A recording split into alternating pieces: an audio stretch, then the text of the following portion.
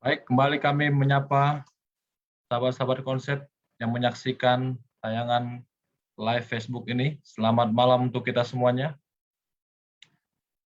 Pada malam hari ini kita tentu bersukacita, bergembira dan berbahagia karena Tuhan masih bersama dengan kita dan kita diberikan kesempatan untuk kembali mempelajari pelajaran sekolah sahabat kita. Dan tidak terasa pelajaran sekolah sahabat kita sudah masuk ke pelajaran yang ke-8. Dan demikian kita akan segera mulai, yaitu pelajaran ini yang membawakan pelajaran pada malam ini sebagai kesimpulan, yaitu Pendeta Muda Ricky Mual.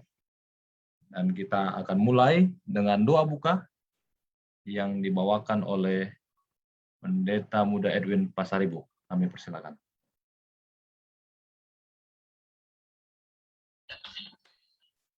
Kita berdoa. Terima kasih Tuhan atas berkat-Mu. Pada saat ini kami boleh bersyukur, kami boleh bersama-sama kembali bertemu untuk boleh membicarakan akan firman Tuhan lewat pelajaran sekolah sahabat.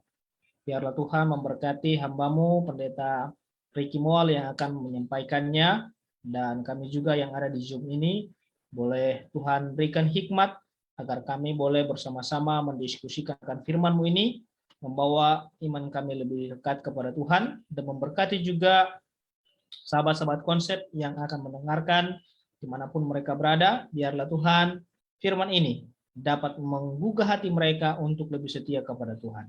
Dan kami serahkan semuanya ke dalam tangan-Mu Tuhan, dan ampuni segala dosa pelanggaran kami, karena kami berdoa dalam nama Yesus Sang Penebus kami. Amin. Amin. Terima kasih Pendeta Edwin Pasaribu. Baik, kami ingatkan kembali bagi yang menyaksikan secara live Facebook, boleh nanti diberikan beberapa pertanyaan atau tanggapan sehubungan dengan materi yang akan disajikan Pendeta Ricky, dan kami akan berusaha untuk menjawab dan menanggapi pertanyaan sahabat-sahabat konsep sekalian. Baik, waktu ini langsung saja kita berikan kepada Pendeta Muda Ricky Mual untuk menyampaikan materi pelajaran sekolah sahabat kita, pelajaran yang ke-8, pilihlah kehidupan. Silakan, Pendeta. Shalom, salam jumpa kembali kepada sahabat konsep, Bapak Ibu Saudara, dimanapun berada yang sudah luangkan waktu malam hari ini untuk boleh belajar bersama dari pelajaran sekolah sahabat. Saya permisi untuk share screen sebentar.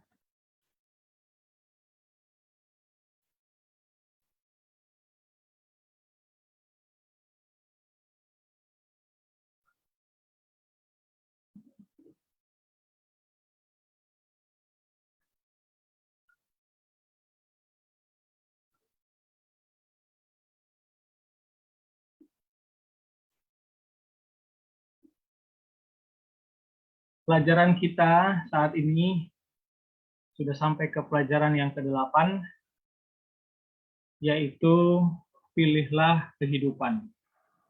Ada banyak hal menarik yang kita bisa dapatkan dari pelajaran sekolah sahabat ini, tapi izinkan saya berbagi beberapa hal yang menurut saya menarik untuk boleh jadi pengantar kita berdiskusi.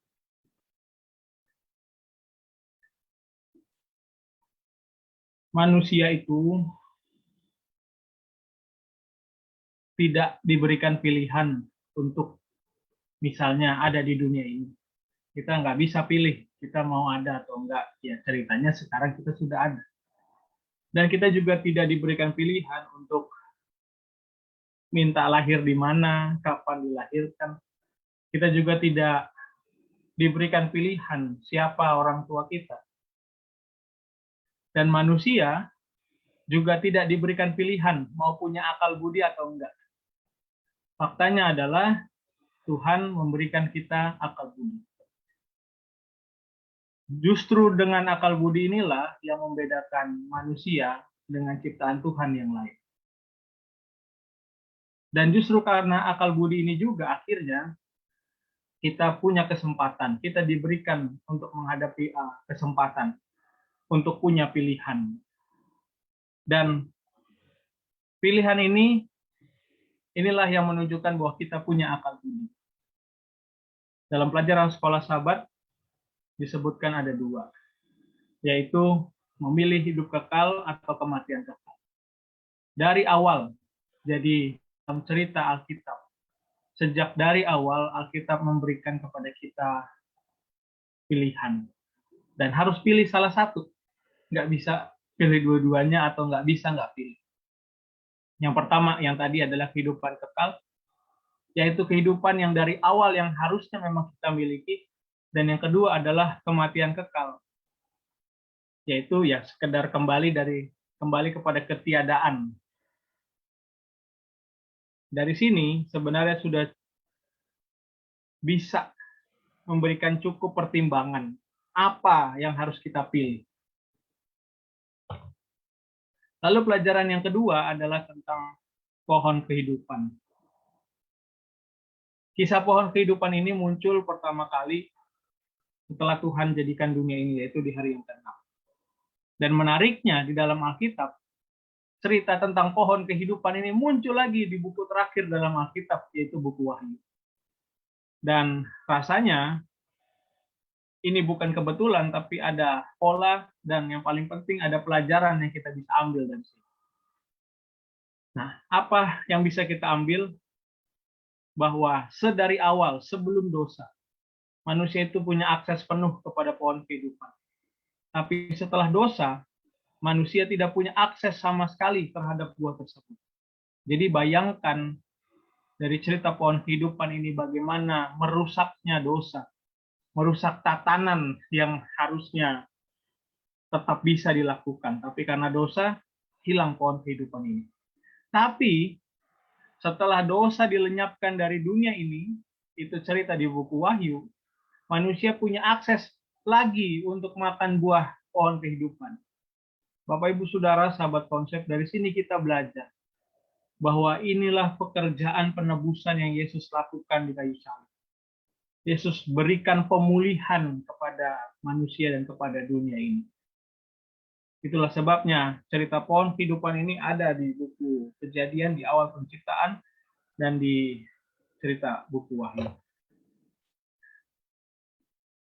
Di pelajaran sekolah sahabat, kalau kita perhatikan, kita akan lihat ada pola yang sama, ya, yaitu tentang bagaimana pilihan itu diberikan. Dan polanya, yang namanya pola selalu berulang, ya. Walaupun modelnya, format isinya beda-beda, tapi polanya sama. Pilihannya hanya dua, ya, nggak ada jalan tengah atau pilihan ketiga. Jadi harus pilih salah satu. Ini mencerminkan juga bahwa kita hidup di pertentangan yang besar antara Kristus dan setan. Pilihannya cuma baik dan jahat, benar atau salah. Nah, yang pertama adalah cerita di Yohanes 3 ayat 16. Barang siapa percaya kepada Yesus akan selamat. Yang nggak percaya, tidak binasa. Pilihannya mau percaya atau nggak percaya. Lalu yang berikutnya adalah barang siapa yang percaya akan hidup, dan yang tidak percaya akan binasa. Sama seperti dalam kisah air bah. Lalu pola yang ketiga, mereka yang kembangkan keinginan daging akan mati, dan mereka yang kembangkan keinginan roh akan hidup. Kita tahu cerita ini bagaimana pertentangan antara daging dan roh. Harus pilih salah satu, nggak bisa dua-duanya, dan tidak bisa tidak pilih. Lalu tentang upah dosa adalah maut, dan karunia Allah hidup kekal. Harus pilih. Dan pola berikutnya yang kelima adalah memiliki anak, Yesus itu sendiri. Harus pilih atau enggak, mau ambil atau enggak. Dan kita harus ingat ini, polanya selalu sama, dan pilihan selalu ada di tangan kita. Di pelajaran sekolah sahabat diangkat cerita tentang Matius pasal yang ke-7. Di situ dikatakan setiap orang yang mendengar perkataanku ini dan melakukannya. Jadi Alkitab menyebut orang yang mendengar dan melakukan adalah orang yang bijaksana. Apa konsekuensinya bagi orang yang bijaksana ini atau orang yang mendengar dan melakukan? Dalam cerita di Matius pasal 7, rumah itu tidak rubuh walaupun hujan, banjir, dan angin ada. Lalu cerita ini dibandingkan dengan cerita orang yang mendengar perkataan dan tidak lakukan. Ini menunjukkan bagaimana kita harus memilih. Memilih tidak cuma sekedar dengar. Kalau cuma sampai didengar nggak cukup. Satu paket. Bagaimana kita terima pilihan itu, kita dengar dan kita lakukan. Karena cerita di Matius 7 sama-sama dengar semuanya, bukan yang satu tutup telinga. Semuanya sama-sama dengar, tapi yang satu lakukan, yang satu tidak lakukan. Yang lakukan disebut bijak, yang tidak lakukan disebut bodoh. Singkat cerita, hujan turun, datang banjir, angin, dan rumah itu rubuh.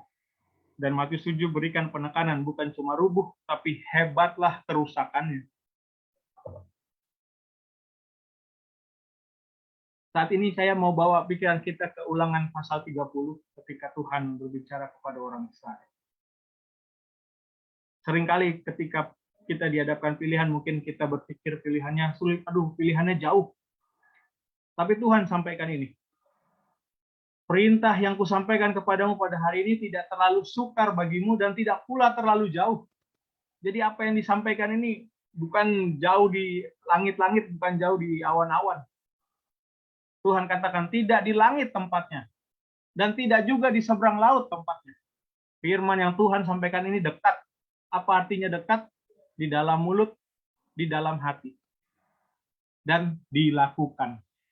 Prinsipnya selalu sama untuk dilakukan.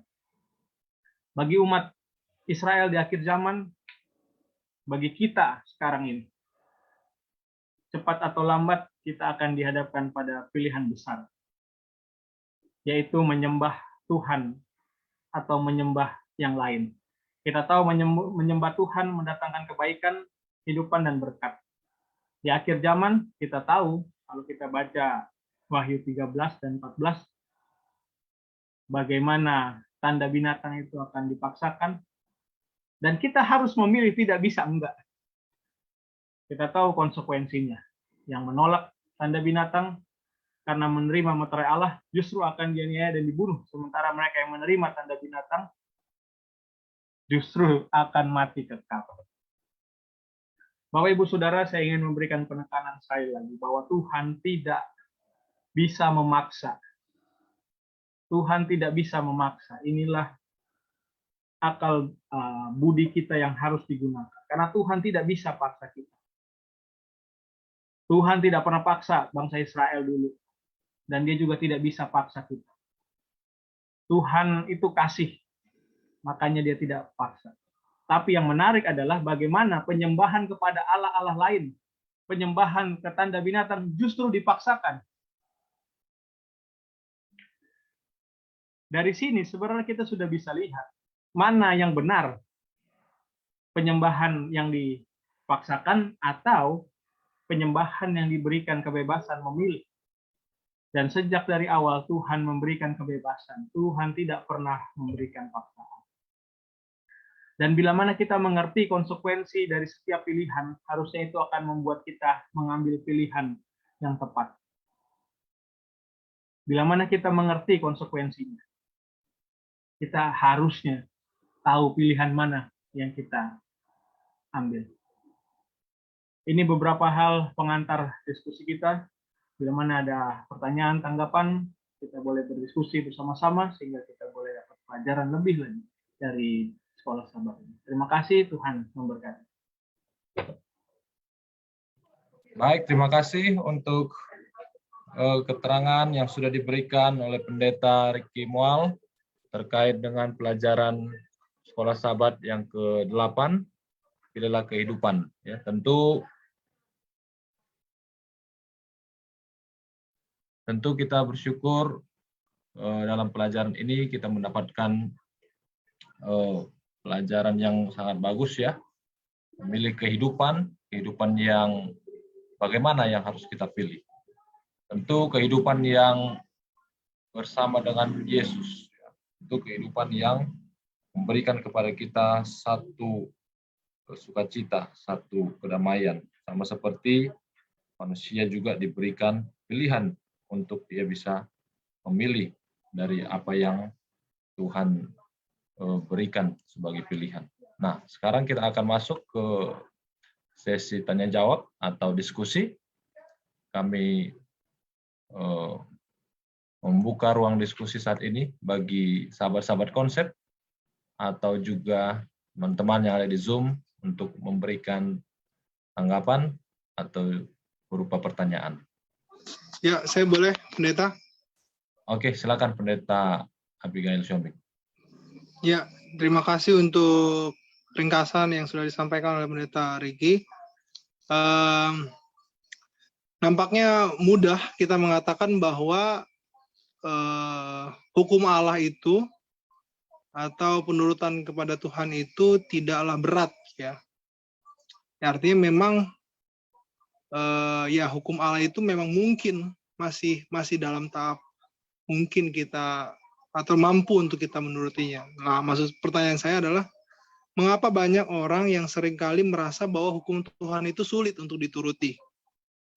Anggaplah banyak orang-orang yang sulit atau nggak mau masuk Advent karena mereka merasa bahwa orang Advent itu ya sulit gitu ya.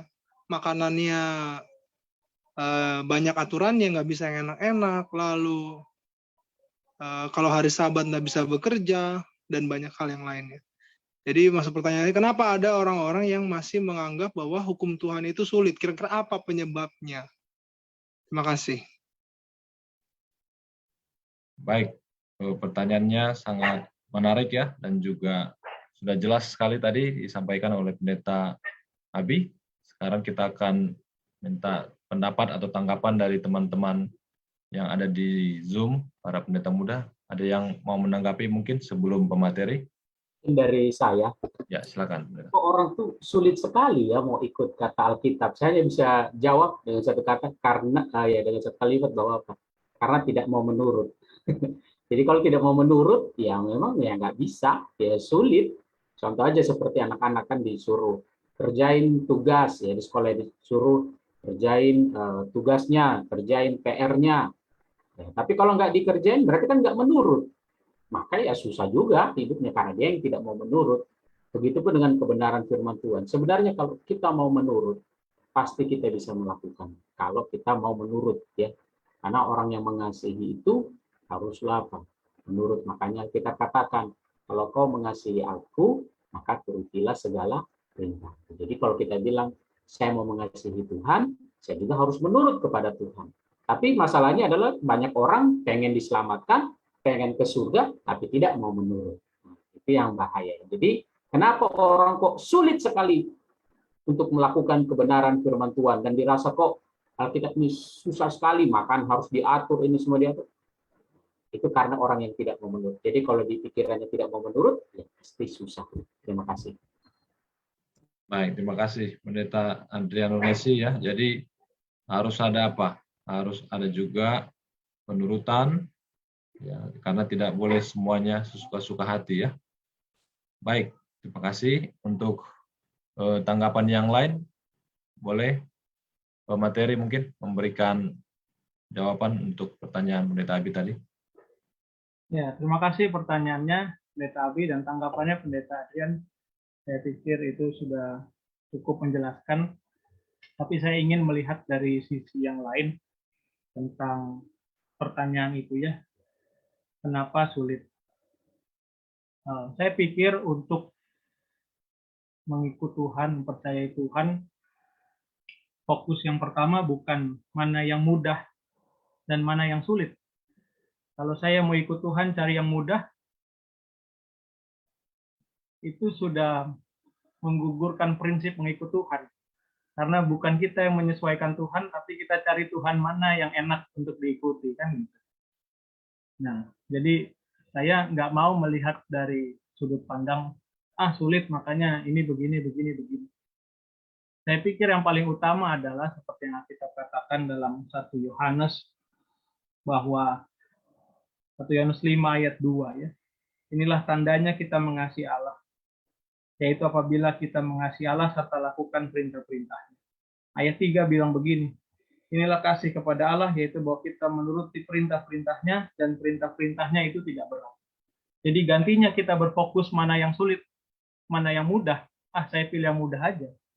fokusnya harusnya ganti gitu. Kalau saya ikut Tuhan, saya akan siap ambil semua konsekuensinya. Karena Tuhan bilang kalau mengasihi turut perintahnya, dan Tuhan katakan perintahnya tidak berat. Mungkin faktanya kita menemui kesusahan, tapi bukankah Yesus bilang kalau berbeban berat datang kepadaku, maka aku berikan kelegaan. Jadi mudah-mudahan ini boleh menambah pemahaman, dan ini tanggapan yang saya bisa berikan. Terima kasih. Baik, terima kasih Pendeta Ricky Mual. Saya mau ke Pendeta Ari Depari dulu untuk menanggapi perihal yang tadi. Pendeta, silakan. Terima kasih Pendeta Jimmy atas kesempatannya. Saya tertarik dengan prinsip yang disimpulkan oleh Rasul Paulus. Saya pikir cukup sama dengan apa yang ditulis Musa, karena memang sumbernya sama. Kita bisa lihat Roma 8 ayat 5 sesuai dengan pertanyaan Pendeta Siombing tadi, kenapa sih orang merasa malas untuk pilih yang ini begitu? Ya, Rasul Paulus bilang sebab mereka yang hidup menurut daging memikirkan hal-hal yang dari daging, mereka yang hidup menurut roh memikirkan hal-hal yang dari roh. Karena keinginan daging adalah maut, tapi keinginan roh adalah hidup dan damai sejahtera. Jadi memang kalau kita memang masih merasa berat ataupun tidak tertarik melakukan kebaikan-kebaikan, penurutan-penurutan perintah, ya mungkin memang kita masih hidup oleh daging, bukan dengan tuntunan roh. Jadi saya pikir itu kesimpulan yang sama yang diberikan oleh Rasul Paulus, dan jawaban kenapa orang merasa pilihan ini pilihan yang sulit. Kalau di anak-anak kita dulu ada lagunya, ada dua jalan, satu yang lebar, satu yang sempit. Kenapa ini sempit? Ya karena masih pakai kehidupan daging. Kalau pakai kehidupan roh, saya pikir itu tidaklah menjadi suatu masalah. Terima kasih. Baik, terima kasih Pendeta Ari Depari. Jadi ketika kehidupan kita dipenuhi roh, maka memilih untuk melakukan hukum Tuhan itu adalah hal yang kita bisa lakukan ya sebagai umat Tuhan. Baik, ada tanggapan lain sebelum kita ke Serpardosi? Baik, kalau belum ada, silakan Sir untuk menanggapi perihal pertanyaan Pendeta Abigail tadi. Mengapa sulit untuk kita memilih melakukan hukum Tuhan itu? Baik, terima kasih ya. Salam jumpa kembali sahabat konsep, baik yang di Facebook dan juga nanti yang menyaksikan di live secara tayang ulang di YouTube dari Cohen Surf ini ya. Terima kasih pemateri kita. Ya. Ada beberapa alasan penting mengapa kita ini ya, jangan saya bilang seseorang lah, kalau seseorang itu berarti saya nggak ikut dong ya. Jadi kita ini mengalami pergumulan di dalam melakukan yang benar. Tapi saya mau tandaskan dulu, kita melakukan yang benar itu bukan supaya kita diselamatkan Yesus Kristus, bukan. Tetapi kita melakukan yang benar itu adalah oleh karena kita sudah menerima keselamatan dari Yesus Kristus itu. Keselamatan itu tidak diciptakan karena kita menurut kepada hukum. Tidak. Keselamatan itu sudah ada sebelum kita menurut kepada hukum. Nah, alasan yang pertama adalah ini yang Paulus sampaikan dalam Roma pasal 7, ada pergumulan dalam hidup ini saudara, antara keinginan daging dan keinginan roh. Keinginan roh itu adalah hati pikiran kita ini yang sudah disentuh atau dijamah oleh Roh Kudus Tuhan, Roh Tuhan itu tinggal pada diri kita. Itulah keinginan roh itu. Tetapi keinginan daging ini karena tubuh kita ini masih dikuasai daging.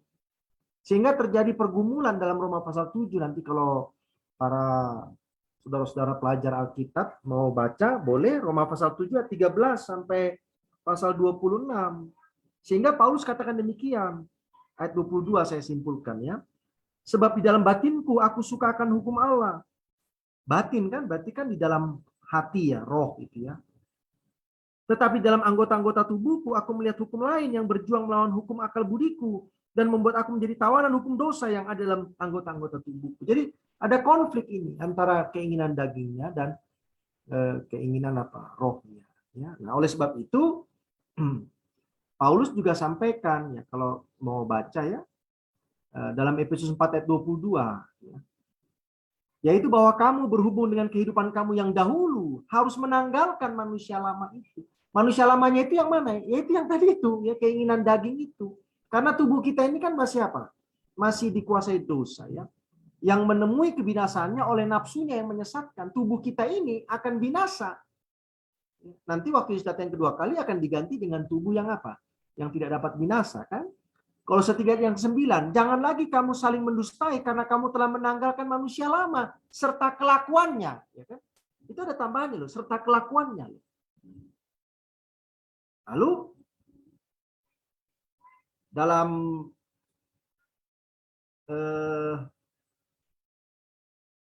Roma 6 ayat yang ke-6, karena kita tahu bahwa manusia lama kita telah turut disalibkan supaya tubuh dosa kita hilang kuasanya. Ya, tubuh dosa itu kan tadi itu ya, keinginan daging itu. Agar jangan kita menghambakan diri lagi kepada apa? Kepada dosa. Kan itu prinsip-prinsip. Nah, kalau saudara lihat tokoh-tokoh di Alkitab itu kan, walaupun mereka itu dikatakan berjalan bersama Tuhan seperti Nuh, Nuh itu mabuk juga, saudaraku. Mabuk dia, betul ya, mabuk ya. Ya, kebanyakan minum anggur kan, mungkin waktu itu kan orang belum minum anggur gitu ya. Jadi dia coba minum gitu kan, enak, semakin banyak. Nggak tahu dia kalau jadi mabuk gitu kan. Dan lain sebagainya itu. Nah, jadi kesimpulan saya begini ya. Bukan berarti kita memaafkan diri kita ketika kita berdosa atau melakukan dosa, bukan. Tapi ini memang ada konfliknya. Itu sebabnya Paulus katakan demikian dalam Roma pasal 7 tadi. Kalau begitu siapa yang bisa menyelamatkan saya dari konflik yang berat ini? Saya sudah matikan manusia lama, tapi tiba-tiba bisa muncul lagi itu. Kenapa? Ya karena tubuh kita ini masih apa? Masih dikuasai dosa gitu. Tiba-tiba bisa muncul dia. Kemanusiaan kita itu sebagai daging orang berdosa itu bisa muncul. Makanya Paulus katakan, siapa yang bisa selamatkan saya? Syukurlah kepada Tuhan, Yesus Kristus. Nah itu sebabnya penurutan hukum yang hebat sekalipun tidak bisa menyelamatkan saudara. Karena ada konflik ini tadi dalam hidup kita ini. Makanya kita itu hanya bergantung kepada apa? Kasih karunia Tuhan saja. Ya. Nah yang ketiga, Yohanes pasal yang ke-15, ya, ayat 3 dan 4. Di luar aku kamu tidak bisa berbuat apa-apa dan tidak bisa berbuah. Ya. Jadi kita harus tinggal di dalam siapa? Dalam Yesus supaya kita bisa berbuah. Buahnya itu adalah buah-buah roh. Galatia pasal yang ke-5 ayat 23 dan 24. Jadi itulah 3 alasan kenapa manusia ini ya sepertinya berat menurutnya. Sebenarnya tidak berat kalau yang 3 tadi itu kita pahami dengan baik. Sehingga akhirnya kita bisa menang. Terima kasih. Baik, terima kasih, Sir. Tentu sangat jelas ya yang sudah disampaikan oleh Pendeta Pardosi. Bagaimana cara kita untuk memilih kehidupan yang benar dan melakukan apa yang benar di hadapan Tuhan. Sebenarnya tidak sulit ya, tapi kita penuh dengan perjuangan untuk melakukannya, dan itu harus kita sungguh-sungguh menyerahkan hidup kita pada Tuhan supaya dituntun oleh Roh untuk melakukan yang benar, yang sesuai dengan apa yang Tuhan kehendaki. Baiklah, kita masuk ke pertanyaan yang berikut. Sudah ada dari kolom chat Facebook, saya lihat di sini ya, oleh Bapak Letus Tarung Anggraha. Selamat malam, Pak Letus Tarung Anggraha. Selamat bergabung kembali dengan konsep secara live Facebook. Terima kasih sudah memberikan pertanyaannya untuk kita diskusikan pada malam hari ini.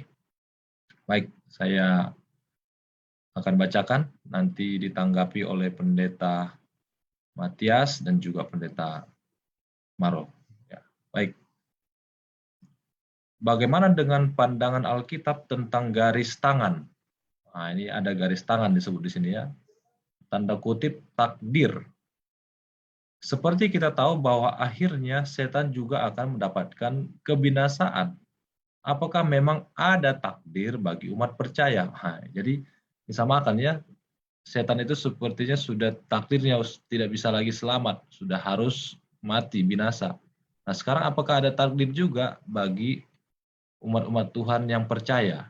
Ya, terkait dengan pilihan yang mereka buat. Artinya ketika mereka pilih yang benar atau salah, apakah ada takdir mereka nantinya untuk mereka rasakan dalam hidup mereka di akhir zaman. Baik, silakan ditanggapi oleh Pendeta Matias pertanyaan dari Bapak Letus Tarung yang sudah saya bacakan tadi. Baik, terima kasih banyak. Shalom, selamat malam, selamat jumpa kembali sahabat-sahabat konsep dan semua yang sedang mengikuti tayangan ini. Jadi sebelum jauh kita ke pertanyaan yang ditanyakan, terima kasih Bapak Letus Tarung. Kita perlu ingat bahwa apa yang Allah rancangkan semuanya itu baik adanya, tidak ada yang namanya negatif ya, selalu positif ya. Makanya Yeremia 29 ayat 11 mengatakan bahwa rancangan apa yang ada pada Tuhan itu selalu mendatangkan damai sejahtera ya. Nah, setan kenapa sehingga sudah ditetapkan dia akan dimusnahkan selamanya? Karena pada awal ketika Allah menciptakan Lucifer ya, sebelum dia dikatakan pemberontak ya, Allah memberikan dia hak memilih ya, hak memilih, dan kita tahu bersama bahwa setan memilih untuk menentang Tuhan. Dan Tuhan masih memberikan kesempatan ya, kalau kita baca Allah itu sungguh sangat luar biasa, berikan kesempatan kepada Lucifer, tetapi oleh karena dia tidak bertobat, maka dia harus diusir dari sorga karena tidak sesuai dengan yang Tuhan tentukan. Jadi saya lebih senang menggunakan kata ditentukan atau ditetapkan. Karena di Alkitab tidak ada kata ditakdirkan ya, ditentukan atau ditetapkan. Dan untuk itulah makanya hal itu berubah. Jadi apa yang Tuhan rancangkan itu baik, tapi itu bisa menjadi berubah ketika ciptaannya memilih untuk tidak sejalan dengan apa yang Tuhan tentukan atau tetapkan. Dan sampai di kehidupan manusia pun sama ya. Adam dan Hawa awal mulanya Tuhan tidak ciptakan supaya mereka susah.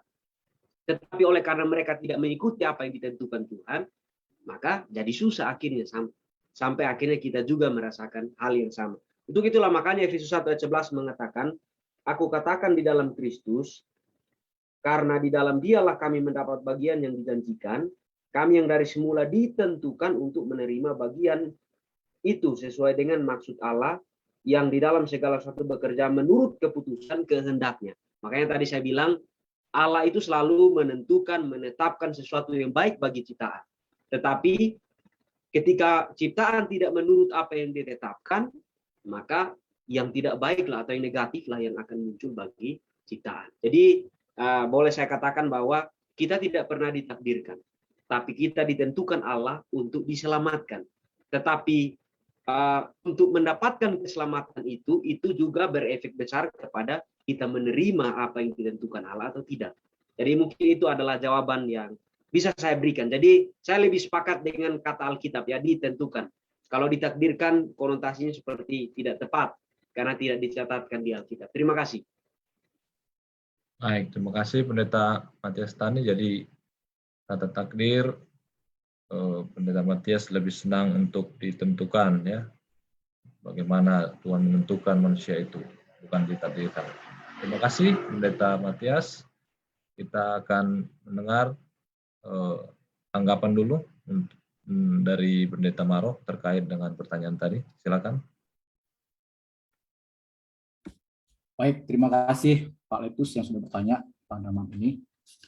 Tadi juga sudah dijawab oleh Pendeta Matias ya, mengenai satu kebenaran yang sudah Tuhan tunjukkan kepada kita, bahwa dalam hukum Tuhan itu juga sebenarnya ada bagian yang Tuhan sudah izinkan pada malaikat di surga, manusia, satu kebebasan untuk memilih.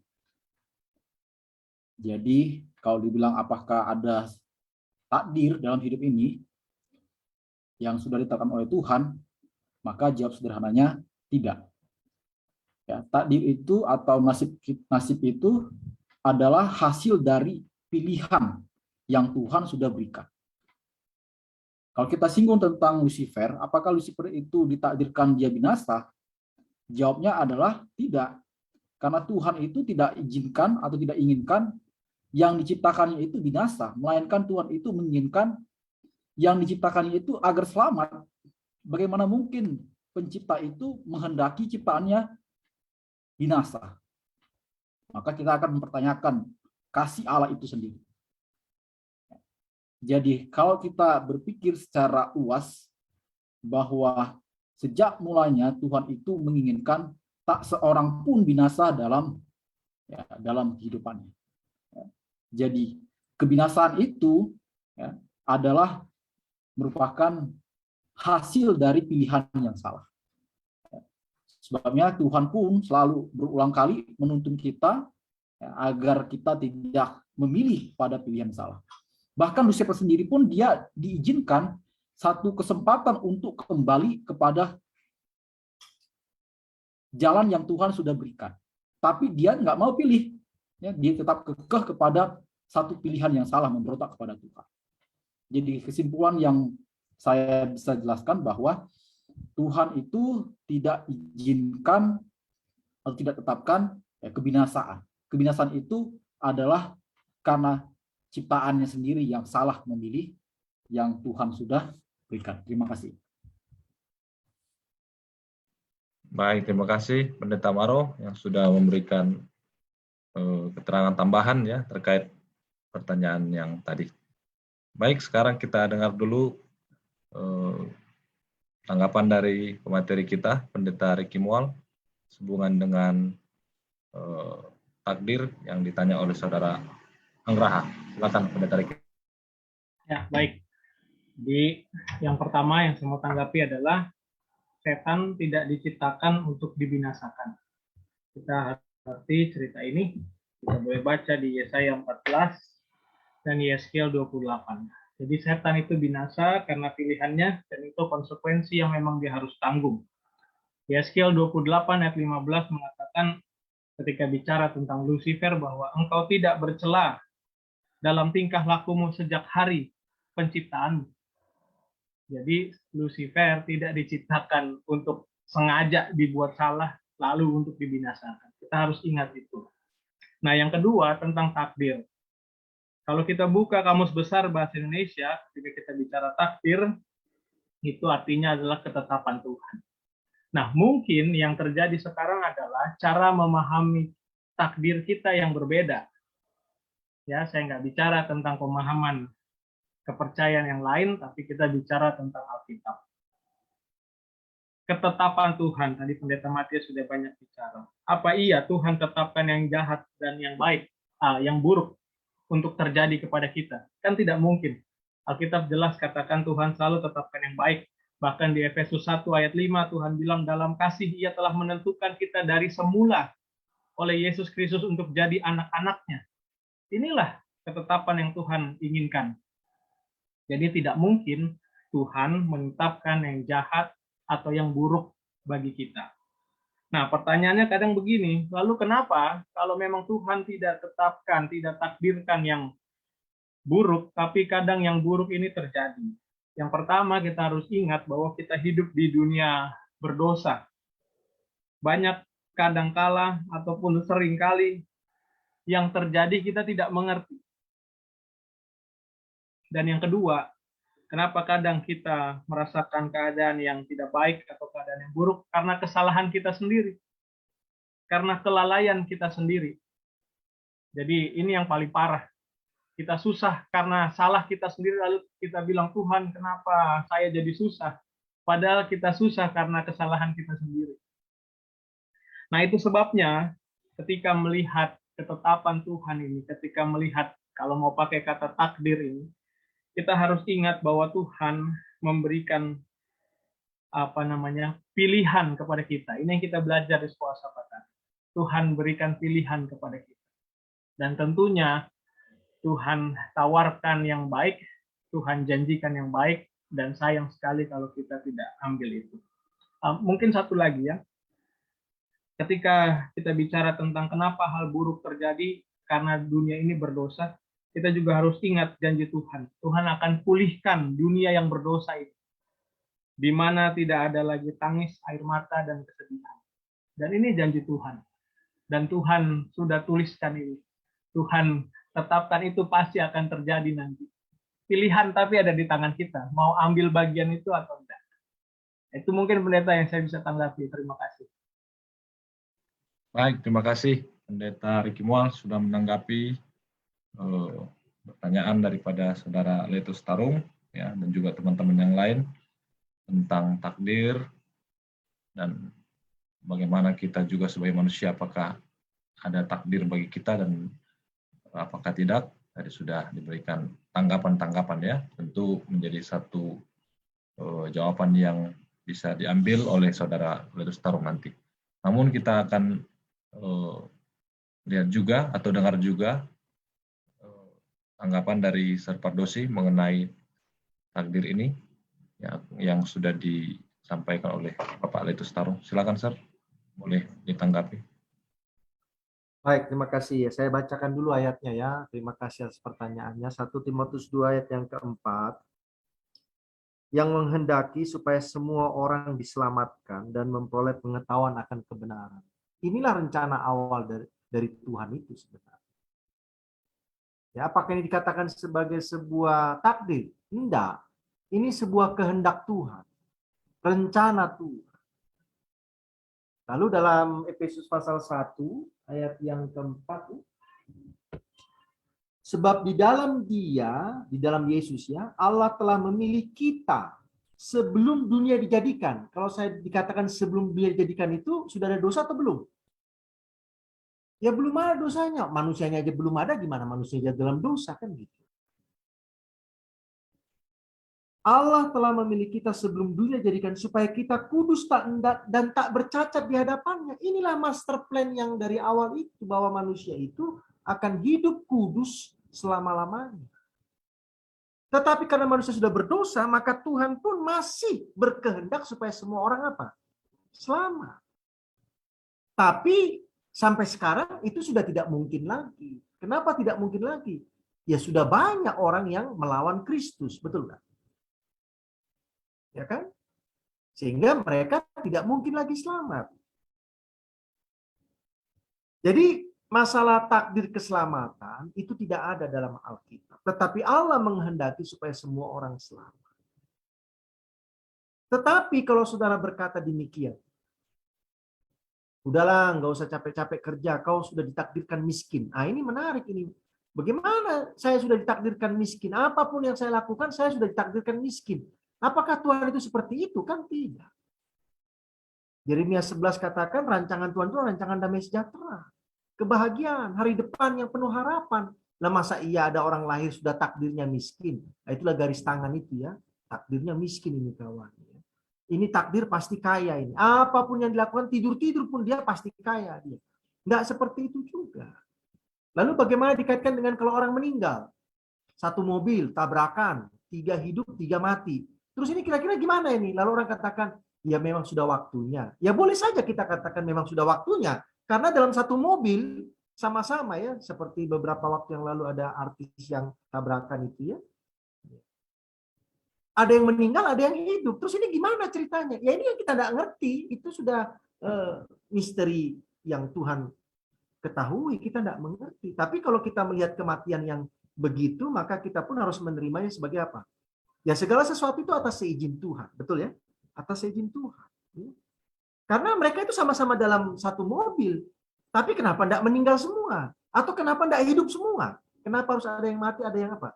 Yang tidak mati. Ya, kalau mungkin ahli fisika kan berkata begini, ya itu tergantung duduknya Pak Pendeta. Kalau duduknya pas kena hantaman beton, ya dia akan meninggal. Kalau dia nggak kena hantaman beton, ya itu kan nanti kan sudah rumit, kita harus mempelajari ilmu fisika lagi, ilmu gerak lagi, ilmu pantulan lagi dan sebagainya. Nah, lebih bagus kita akan menerima apa? Itulah rencana Tuhan bagi yang masih hidup dan rencana Tuhan bagi yang diizinkan sudah apa? Sudah meninggal dunia. Saya tidak mau katakan ya itu sudah takdir dia. Ya mungkin bisa saya katakan ya memang sudah takdir dia untuk beristirahat hari itu dalam kematian. Ya. Tapi kalau masalah selamat, masalah kehidupan seseorang ke depan, Tuhan itu tidak langsung membatasi seorang itu sehingga dia tidak bisa apa? Tidak bisa mengembangkan talenta yang Tuhan berikan. Terima kasih. Baik, terima kasih Sir yang sudah sangat jelas memberikan tambahan terkait pertanyaan ini ya. Jadi kita sudah mengerti dan sahabat konsep juga yang menyaksikan baik dari live Facebook juga nanti yang akan diupload di YouTube. Juga tentu Saudara Letus Tarung Anggraha ya. Jadi tidak ada takdir mengenai keselamatan ataupun kebinasaan, ya, tidak ada. Tapi Tuhan menerima setiap orang yang datang kepadanya bertobat, dan Tuhan mengizinkan apapun yang Dia inginkan terjadi bagi manusia. Baik, kita akan melangkah ke pertanyaan selanjutnya.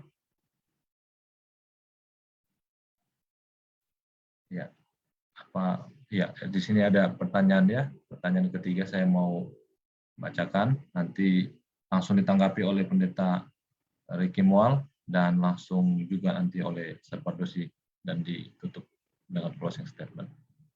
Tuhan membalaskan dosa-dosa seseorang sampai kepada keturunannya yang ketiga sampai keempat. Terdapat dalam Ulangan 5 ayat 9. Nah, bagaimana kita bisa melepaskan diri dari konsekuensi dosa orang tua kita? Terkait dengan pelajaran SS minggu ini. Ya, jadi ada dosa di mana keturunan ketiga sampai keempat juga merasakannya. Nah, bagaimana kita supaya bisa lepas dari konsekuensi pendahulu kita itu, ya, bila mana dosa ini masih ada di dalam kehidupan keturunan ketiga sampai keempat. Silakan Pendeta Ricky Mual menanggapi. Baik, terima kasih pertanyaannya. Sebelum ke ayat itu, ya, kita lihat Yeskiel pasal 18 ayat 20.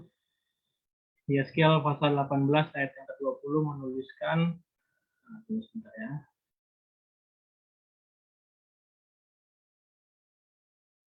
Orang yang berbuat dosa itu yang harus mati. Anak tidak akan turut menanggung kesalahan ayahnya, dan ayah tidak akan turut menanggung kesalahan anaknya. Orang benar akan menerima berkat kebenarannya, dan kefasikan orang fasik akan tertanggung atasnya. Jadi, dari ayat ini kita harus mengerti bahwa tidak ada dosa yang diteruskan.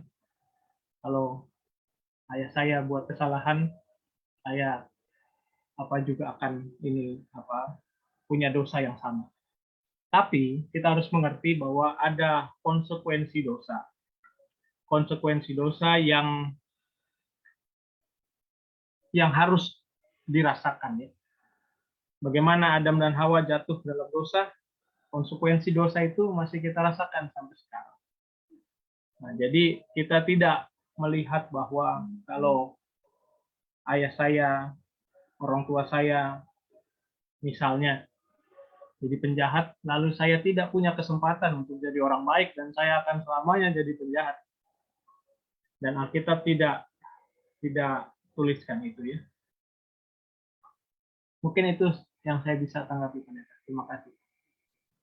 Baik, terima kasih Pendeta Ricky Mual sudah menanggapi pertanyaan tadi. Kita langsung saja ke Sarpardosi untuk menanggapi pertanyaan ini terkait dengan dosa keturunan ketiga dan keempat. Silakan, Sir. Baik, kalau saudara bandingkan dengan Yeskiel, ya, maka orang yang berdosa itulah yang akan menanggung hukumannya. Namun ketika keturunan dari orang berdosa itu tetap hidup dalam dosa yang sama, ya maka dia pun akan menanggung keturunan itu, karena keturunan itu meniru dosa leluhurnya atau orang tuanya. Tapi di Yeskiel Tuhan katakan orang berdosa itu yang harus menanggung, bukan anaknya kalau bapaknya berdosa. Bukan. Ya, jadi jangan dikutip ayat ini sendirian gitu. Jadi harus dipahami secara utuh. Ini kan termasuk bagian dari 10 hukum juga, ya. Kalau tidak salah ini hukum yang kedua, ya. Kalau menyembah patung dan membuat dan menyembah patung, maka itu pun akan dibalaskan keturunan ketiga dan keempat. Nah, kenapa isu menyembah patung itu dibawa? Ya karena kan penyembahan itu kan dicontohkan oleh orang tua. Ya, dalam rumah tangga itu kan penyembahan itu kan menjadi contoh, menjadi pengajaran. Kenapa kok isu keturunan ketiga dan keempat itu tidak ada di hukum pertama, di hukum yang ketiga, hukum yang keempat? Kenapa tidak ada? Atau di hukum yang kelima? Nggak ada. Bagaimana Contohnya almarhum ayah saya berzina, terus saya yang dihukum, terus anak saya dihukum juga, kan nggak masuk di akal. Ya, yang berzina yang dihukum, tapi kenapa kok masalah penyembahan kepada patung atau benda-benda atau yang di alam ini menjadi dihukum sampai keturunan keempat? Ya karena ini masalah pendidikan dalam rumah tangga itu yang harus dipahami baik-baik. Sehingga kalau pendidikan dalam rumah tangganya itu salah, nah ada kemungkinan akan salah terus ini anak-anak ini kan, ada kemungkinan. Ya seperti raja-raja di Israel itu, orang tuanya raja benar, anaknya raja salah, kan bisa juga. Atau orang tuanya salah, anaknya benar, kan begitu ya. Tapi kan dalam pendidikan rumah tangga itu, maka agama itu kan menjadi hal yang terpenting.